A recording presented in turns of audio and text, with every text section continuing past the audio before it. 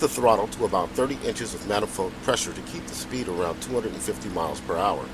Follow the coastline as we fly northbound. Press the spacebar key when you are ready to begin.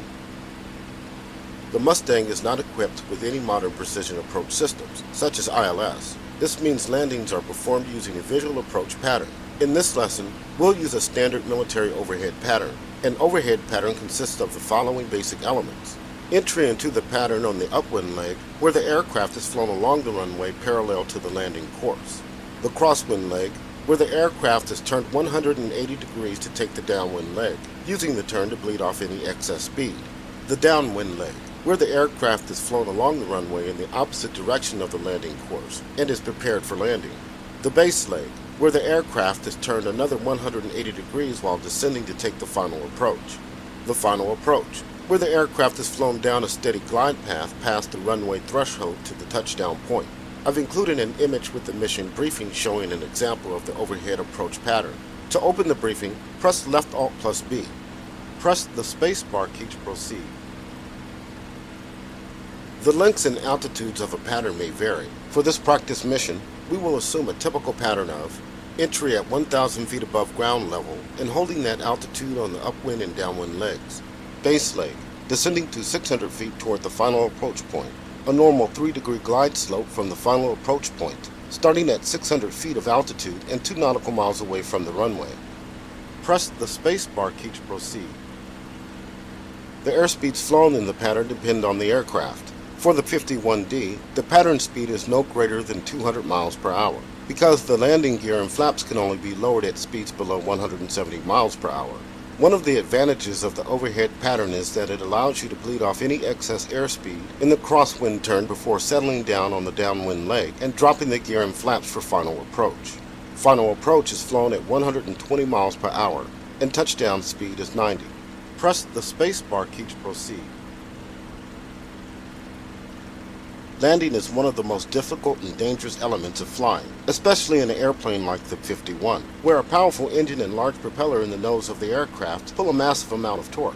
At low speeds, the aircraft is very sensitive to power changes, and it's easy to get into trouble by mishandling engine and aircraft controls, in particular at low altitudes when there's little time to react.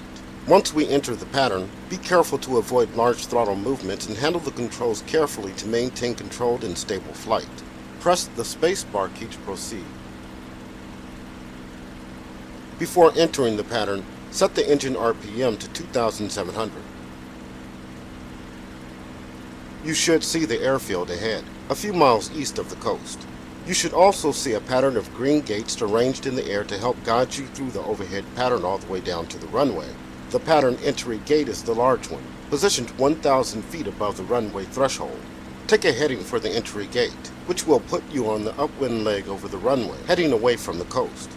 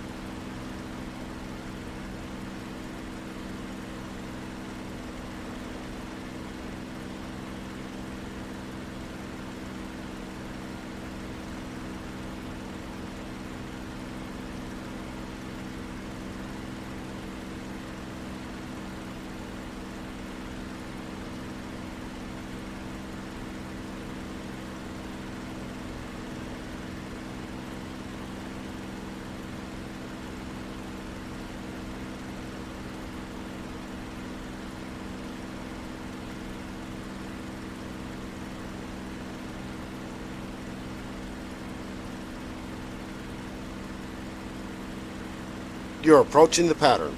Level off at 1,000 feet and follow the gates to fly the pattern.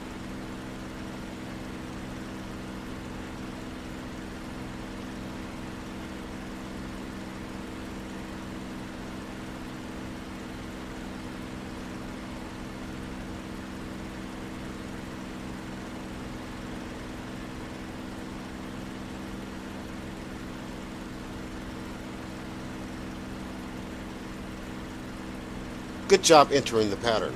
You are now on the upwind leg. Keep the power down and monitor your airspeed and altitude. The next leg will be the crosswind turn, taking you 180 degrees left to put you on the downwind leg. Use the turn to bleed off any excess speed so that you're below 200 mph on the downwind leg.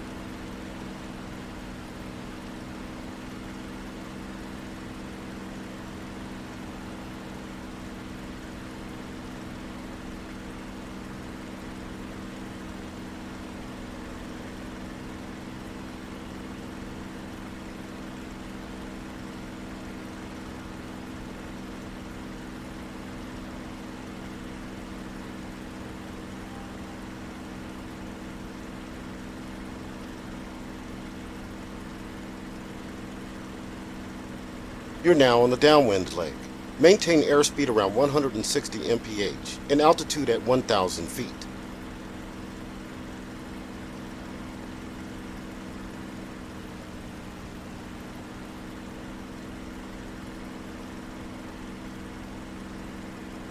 Lower the landing gear by pressing G. Watch the landing gear warning lights panel to make sure you get the green light.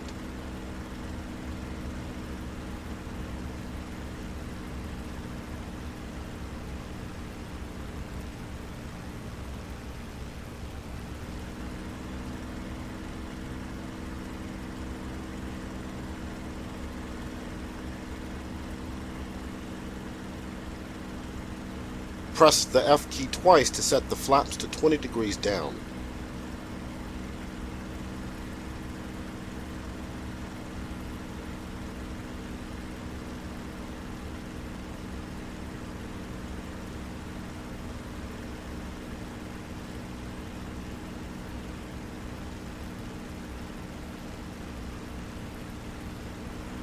The next gate will be the start of your base leg, leading you through a descending left-hand turn toward the final approach point.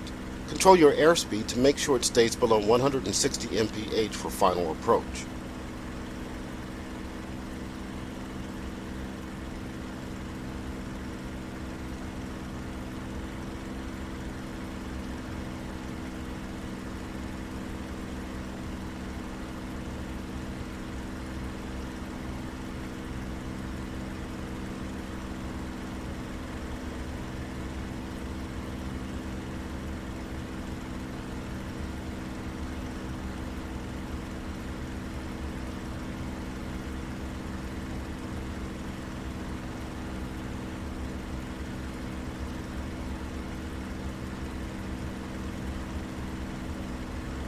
You're now lining up for final approach.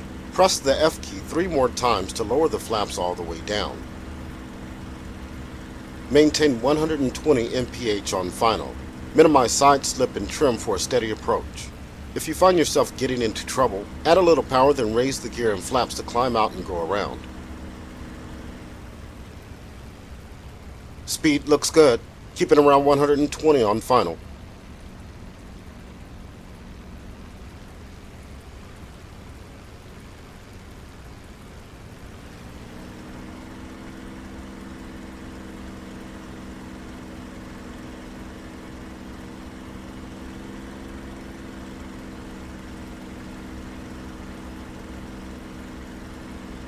As you approach the threshold, prepare to reduce power and flare the aircraft by gently pulling the stick back. You want a gentle touchdown at about 90 mph.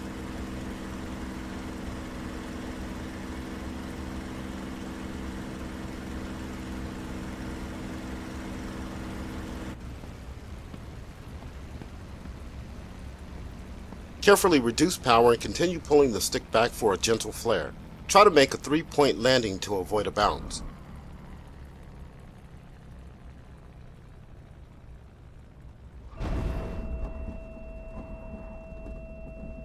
Use careful Z or X rudder commands to roll down the center of the runway.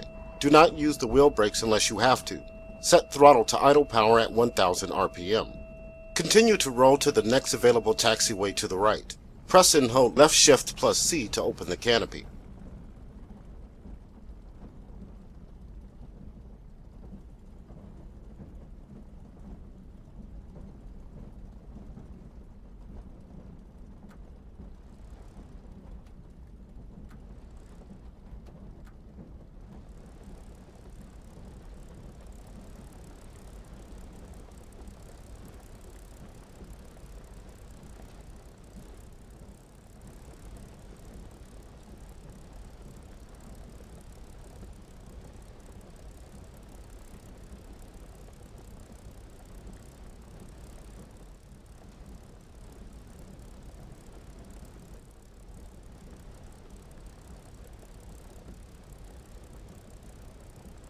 Slow down and take the taxiway to the right.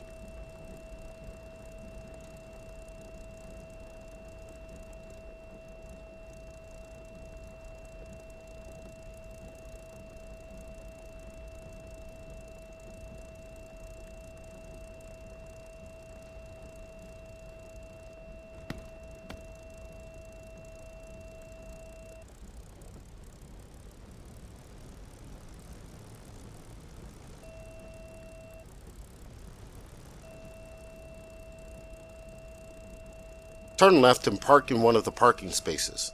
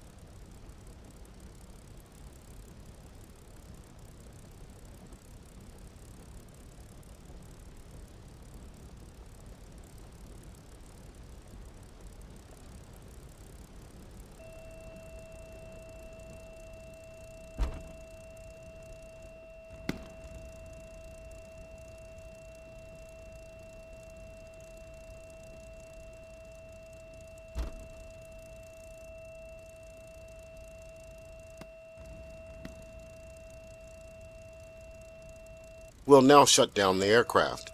Let's first set the parking brake. Note that in cool weather you should give the brakes time to cool prior to setting the parking brake. Pull and hold the parking brake handle by clicking on it and holding the mouse button down. Continue to hold the parking brake handle and press the wheel brakes down by holding down the W key. Now release the wheel brakes by releasing the W key. Release the parking brake handle to set the parking brake. Set propeller RPM to full increase with the page up key and idle the engine at 1,500 RPM.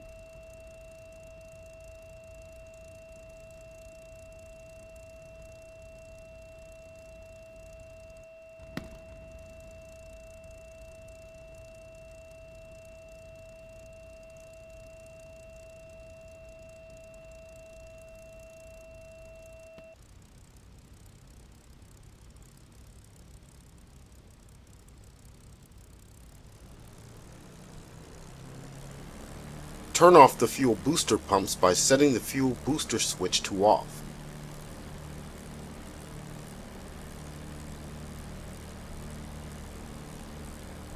Open the fuel and coolant radiator flap doors by holding each switch in the open position. Then set the switches to off.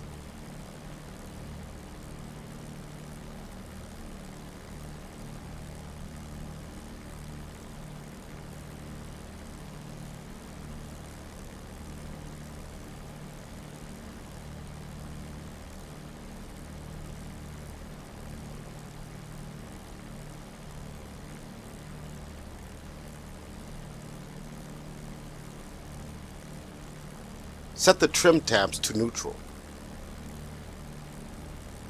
Raise the flaps by dragging the flaps control handle up or pressing left shift plus F5 times.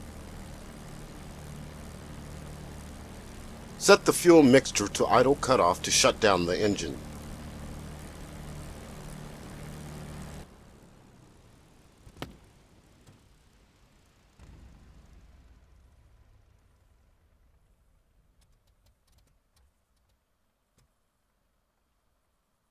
Turn off the magnetos by setting the ignition switch to off. Turn off the fuel shutoff valve. Turn off the pitot heat, generator cutoff, and battery cutoff switches on the electrical control panel. Turn off all cockpit and external lights that may be on. Pull the landing gear emergency release handle to release hydraulic pressure. Lock the controls. Left-click on the latch to lock the controls in a stick forward position for towing, or right-click on the latch to lock the stick in the neutral position with the tail wheel locked. This concludes the landing lesson. Nice job!